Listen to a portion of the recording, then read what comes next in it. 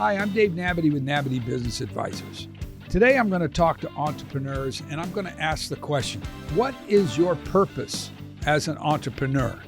Is it to make big money? Is it to be able to buy great stuff? Is it to be able to take awesome trips? Is it about belonging to the right country club and driving the fancy car? Or what is being an entrepreneur really all about? Is it possible there's a greater purpose for who you are and what you are in the marketplace as an entrepreneur? Stay tuned.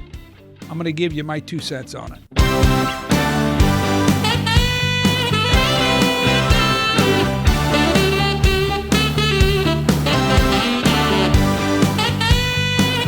Today I'm going to talk to entrepreneurs. And I have kind of a unique message. It's probably not a message that you've heard before, but I hope it's a message that will challenge you to think about the bigger picture of why you might be an entrepreneur. Now, what is an entrepreneur? An entrepreneur is somebody that starts a company and owns it, operates it. Webster says it's somebody who undertakes to start or conduct an enterprise or a business, usually assuming full control and taking all the risk. My definition is if you created it, if you manage the checkbook, if you cover the payroll and you do the work, guess what? You're an entrepreneur. Now, I believe entrepreneurs are a key to our civilization. Think about Omaha, Nebraska, for example. How did it start? Well, it probably started because an entrepreneur opened up a shop along the river so that when the riverboats decided to come through, they could deliver all their goods and products, and then the person running the business ended up shipping or providing those products to the local marketplace. I believe that if God really cares about a community, the first thing he does is drop an entrepreneur right in the middle of that community, because that entrepreneur will provide jobs, opportunity for those that are mommies and daddies and they live in that marketplace and they're able to bring home groceries and take care of their family because of the entrepreneur. Pastors and priests and those folks, they come later. The entrepreneur kicks it all off. And I believe that the entrepreneur is the key to taking care of a civilization. Another thought here too is I think entrepreneurs are the key to democracy. That's right, democracy. There'd be no freedom if there weren't entrepreneurs. They understand that government, regulation, and overreach destroys economic activity. And dictators, communism, and oppressive leaders, what do? They destroy entrepreneurialism and they work to confiscate wealth. The more entrepreneurs there are in society, guess what? The freer that society is to live out their dreams. And in any city or town, entrepreneurs bring that economic health to the community. Entrepreneurs provide coaching, teaching, and mentoring of young employees, and they give them the skills that enable them to duplicate entrepreneurialism and the possibilities of owning a business or having stock ownership in the companies that they work in. But the training and the development of young people comes from those that run and operate companies. And I believe if you're an entrepreneur, it's a gift from God. Like I've talked about, if God deeply cares about his creation, he wants to provide for them. And he provides certain gifts to various individuals. He gives them the vision, the ambition, the drive, the creativity, and the faith to start and launch new business ventures. He also helps provide the faith, hope, and love necessary to help the entrepreneur keep going when things get tough. Let me talk a little bit more about why entrepreneurialism is important. It helps families stay together because the economics of the marriage are in order. Parents who demonstrate a strong work ethic will raise children who also have a solid work ethic, and it's more likely that they'll pursue the education that's necessary to carry on the legacy that the parents lay out for the kids. So what you do as an entrepreneur is incredibly important. Your role as the head of an enterprise is not just about the economics. Like I talked about, It's the coaching, guiding, and mentoring that you do for the people that work for you that's really, really important. You also establish an environment that provides discipline, accountability, and performance. You hold your employees accountable, and if they don't do what's expected, guess what? They lose their jobs, and that's a big fundamental of life, and some people need to learn it. And you provide an atmosphere where there's consequences for not stepping up and doing your best. You get that in athletics when you're in high school or when you're in college, but once you're out of school, where else do you get that? You get it by working for an entrepreneur that holds you accountable and expects the best out of you. So you're training people the fundamentals of life, something they also might have not received at home. They might have come out of a home where there was very little discipline or accountability, and they might have been raised by a single parent where that parent was gone all the time just working to try to provide, and there wasn't any discipline or accountability in the home. But they come to work for you, guess what? They're going to get that. And that's very, very important. The bottom line is you're important to the marketplace, and your business success is way beyond just you. So I do want to have a disclaimer here, though. If you run the kind of business that promotes addiction, lust, greed, materialism, if you take advantage of people to get financial gain, the things that I'm going to talk to you about going forward here, they're not going to matter because you're in an industry that over the long run is going to do damage. There's going to be collateral damage. It's either going to be with the people that work for you or it's going to be at home with your marriage. So if you're in the sin businesses and if your selfish ambition overrides everything you're doing, a lot of what I'm going to talk about today, it's not going to matter. And if you are in those industries, I would encourage you to make a U-turn. So what are the typical battles of an entrepreneur? Well, you got competition, you got employee turnover, you got government regulations that you got to deal with. There's marketplace and economic changes that you have to adjust to. And you got taxes. You got the government extracting a huge amount of what you make and burning it on who knows what. But there's also a big battle for your heart. We can experience discouragement, despair, burnout. We can lose our optimism as things get tough. Sometimes that leads to depression and it leads to fatigue. And if you let it go too far, you can put dark glasses on and you begin to look at everything through a lens that's not very positive. It chokes out your innovation, your energy, your creativity, and it blows up your ability to have vision and strategic plans for the future. You can have fear of failure and fear of public disgrace. And all of that can wreck your ability to be a good entrepreneur. And then business becomes about survival. How am I going to survive what I'm going through? So how can you tell if your heart's in a bad place? Well, you have anger and a nagging sense of frustration. You can have fear that creates emotional paralysis, paranoia that everything around you is not going right. You can't make decisions. You have anxiety that takes over on most of the things that you're looking at. Your energy is zapped. Your joy is gone. And what about this? You seem to be ticked off all the time.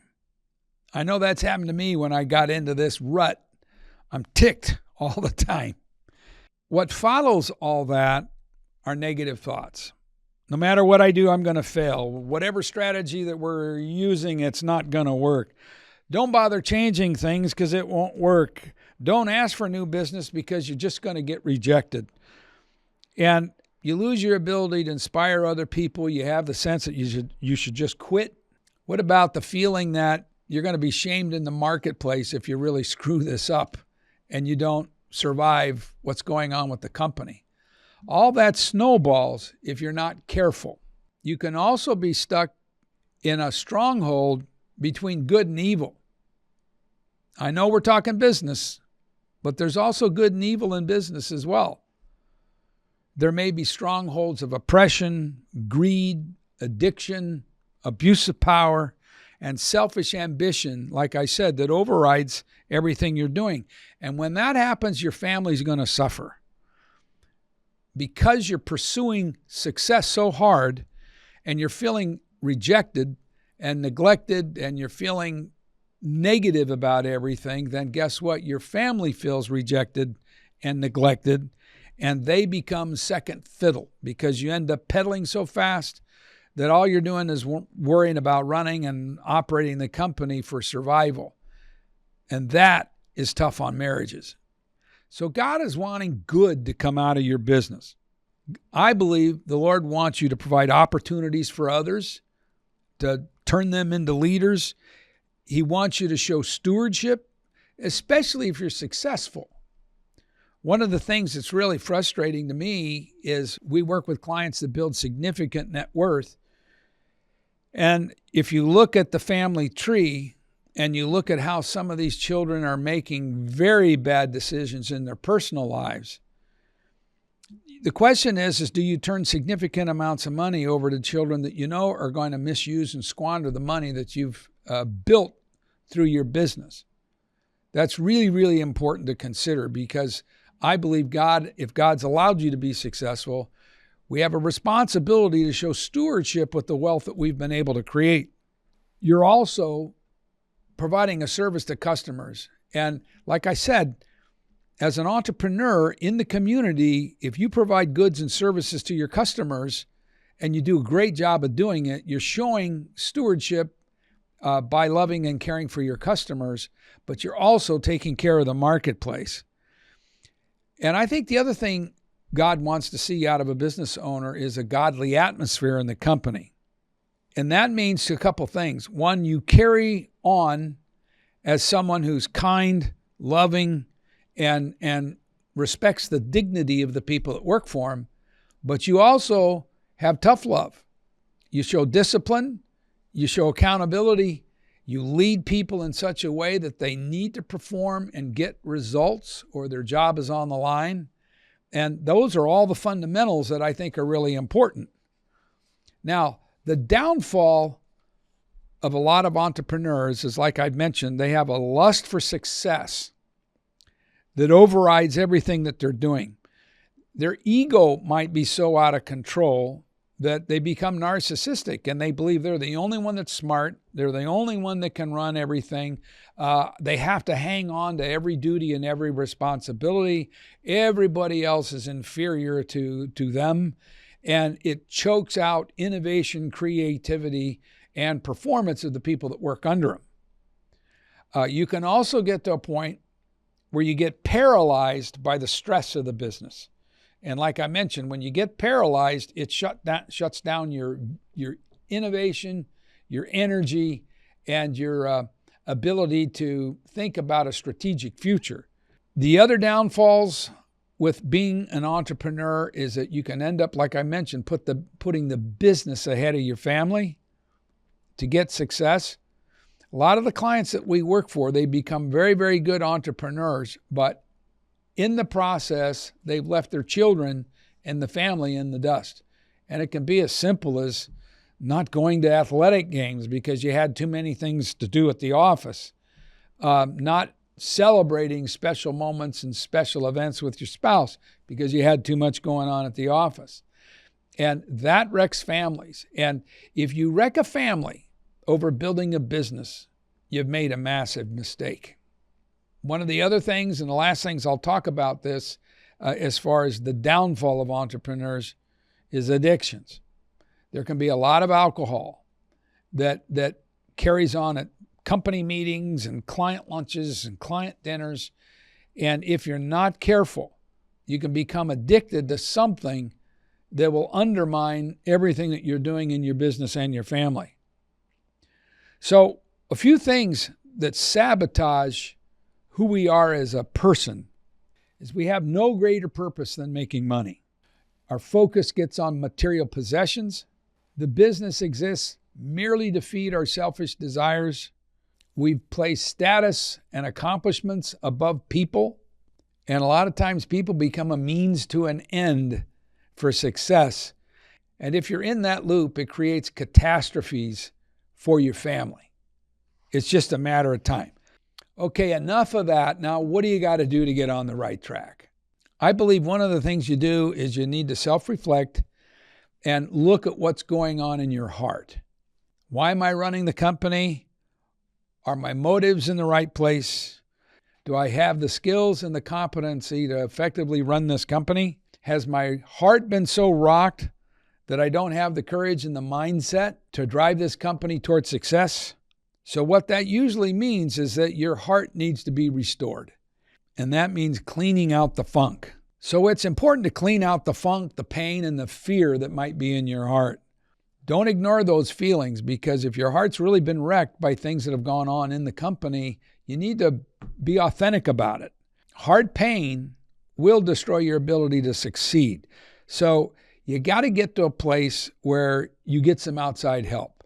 And I think it goes in two directions. One is getting the spiritual help to help you identify what might be going on in your heart from a spiritual standpoint, but it's also getting business coaches, leadership coaches to come in and really get to know you, be able to identify what's going on in the company, and then help you develop an action plan for you to grow professionally.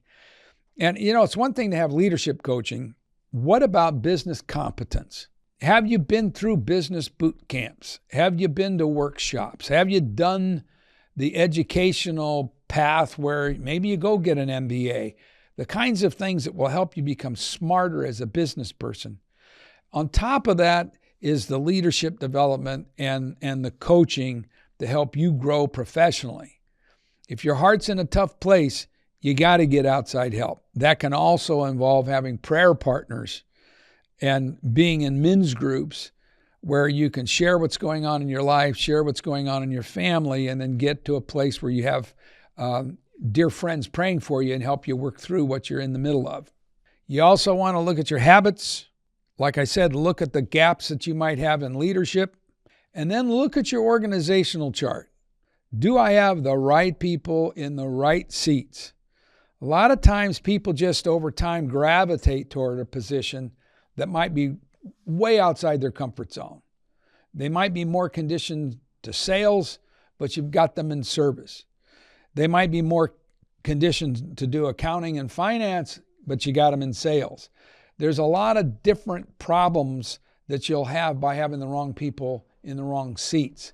And again, if you have a third party come in and help you look at your org chart and analyze your team, you'll have a better ability to figure out whether or not you have the right people in the right seats. Along with all this is thinking about what your purpose might be in the marketplace. I feel like it's important to develop a biblical model for how your business functions and how you teach and train and mentor your team to make sure you design the business on a solid foundation to be profitable down the road.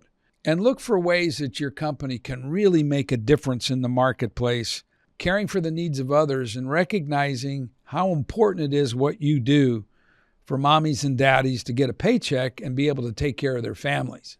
So when we talk about the business issues, I'll just do a quick summary here. Like I said, make sure you got the right people in the right seats. Make sure your business is structured properly. Make sure that you're targeting the right type of clients, the right type of markets. You've got the financial structure built that's streamlined. In that area, a lot of times it's good to look at what you're doing in the financial area. How are you doing your purchasing? How are you handling your receivables? With every sale that you have, how are you making sure your cost of goods are analyzed right? Are you able to determine what your gross profit should look like, what those margins should look like from an overhead expense standpoint? How are you managing your payroll, your people, your facilities? All of that from a financial standpoint. Sometimes that can get away from you, and getting some outside help in this area can be very, very valuable. We can end up getting too close with what's going on in the business, and we get our blinders on. So having outside people come in and help you look at all this is really important. And it also means maybe getting a board of directors. If you don't have one, having a board of directors that will also give you guidance and leadership on making the kind of changes that you need to make to become more profitable. And it doesn't have to be a big board. You can put together 3-4 people that you really respect and open up and let them see everything that's going on to try to help you become more and more successful. Now, one thing that I'm really passionate about is what is happening at home. If you're an entrepreneur and you're successful and you're married, what's happening at home? If you become incredibly successful and you blow up your marriage and blow up the hearts of your kids, you've lost. There isn't any amount of money that's on your financial statement that's going to matter to you when you're 80 years old and you're getting close to death and you have a phenomenal financial statement, but you blew up the hearts of your spouse and you blew up the hearts of your kids. So I'm going to give you some tough advice on marriage and family as we look at being an entrepreneur. So if God's given you the gift of entrepreneurialism, it is not more important than your wife and your kids. Your wife and kids are absolutely the most important thing to focus on the planet. Your business is a means to an end. It's how you provide for your family and how you provide for the marketplace. Business pressures and the passion for achievement is not an excuse to ignore, neglect, and abandon your spouse or family. Marriage and business will work well as long as the non-active spouse is kept informed and is cared for. That means having regular discussions on the business activities and the finances, communicating changes and personnel issues that may impact what's going on in the company, and also, the kinds of things that are going to happen for you to be away from the family for certain periods of time because of what you're trying to accomplish. If that's discussed ahead of time, instead of just a matter of fact and last minute, it'll make a big difference in your relationship. Along with that, inviting your spouse into important meetings at work is really important, but setting boundaries is key so that your staff knows what the boundaries are and that you respect the time that your wife and your kids need. If you set the stage and you set the culture and the environment with boundaries, it's going to go much better for you. Now, there are some fundamentals, and I'm going to just give you a list of them here. And when I give you this list, I'm saying it to me too. Block out family time and make that time sacred. Put the technologies away while you're with family. The smartphones, the laptops, those sorts of things. We've all gotten so addicted with our phones that we can be sitting in the kitchen and the wife can be looking at her phone, you can be looking at your phone, Fox News can be on, and you're rarely just looking at each other eye to eye communicating. And I have to work on that too because I'm a junkie for Fox News. Make a commitment to care for your spouse's heart. One of the things I like to tell folks is the way the marriage should work is the wife needs to be able to take her heart out of her chest and put it in her husband's hands and know that in those hands it's the safest place on the planet for her heart to be.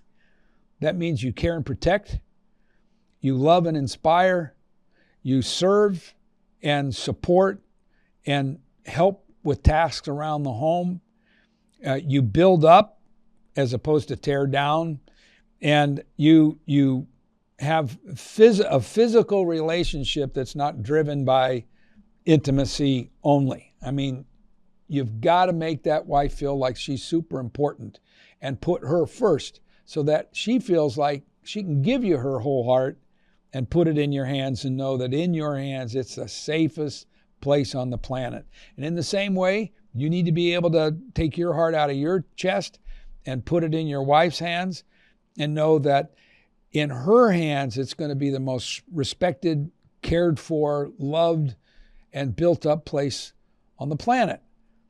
And you can't do that if you're both looking at your cell phones and watching Fox News and never being eye to eye and having good conversation. So that's really super important. Plan the getaways, make time for romance, be intentional about the kinds of things that you do together Take the initiative to be the first one to give a loving touch, speak words of encouragement. One of the things I like to do with my wife, Kim, when I come home is have her get on the steps, one step up so she's a little bit taller, and give each other a big, big hug when we come home. If you do something like that, it makes a big difference on how the evening goes. Have the attitude that you are going to be the first one to outlove the other, and don't take your spouse for granted. That'll do huge heart damage. Now, this next thing is kind of tough. You got to protect against some of the big dangers in business. Your passion can be so strong that, like I mentioned, you don't spend enough time at home with the family, and you end up spending a whole lot of time with coworkers. So much that you spend more time with your coworkers than you do with your family. And that can become too intimate. And you can end up having intimate conversations with people you shouldn't have intimate conversations with. And then you can end up being in a situation where you're tempted to get emotional support from the people you work with instead of emotional support at home. And deep problems can develop where time is spent at bars with coworkers, launching the opportunities for affairs which destroy marriages, children, and the entire family. So how do you set the right boundaries? If you're with the opposite sex, I believe you shouldn't have closed-door meetings. And no traveling in cars alone with somebody of the opposite sex. If traveling to conferences, make sure you travel separately. And if there's hotels involved, make sure they're not adjoining. And refrain, like I said, refrain from intimate conversations that you should be having at home instead of with coworkers. You got to set the example of leadership by handling your relationships this way so that those working for you will follow the exact same model. That's important. One of the great things to do is to take the last 30 minutes of each day and spend time just communicating and relating to each other. And I know it's rough, hey, how was your day, right? And then you go, okay, how was my day? What did I do? And then you got to get your calendar out and you got to look at it. But just try to have a scenario where you can each share with each other what's gone on in the day and look for opportunities to care for each other's heart. I believe if you do these sorts of things, real success will come. God will honor you as a business person if you learn how to not only become successful at work, but you take care of your marriage and your family. When the husband and wife are working as a team, special things do happen.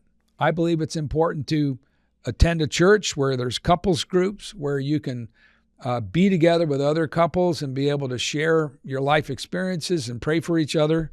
And I'm convinced that if you take this type of an approach with your business, special things will happen. Doors will open that you didn't even know existed. I used to not follow my advice here.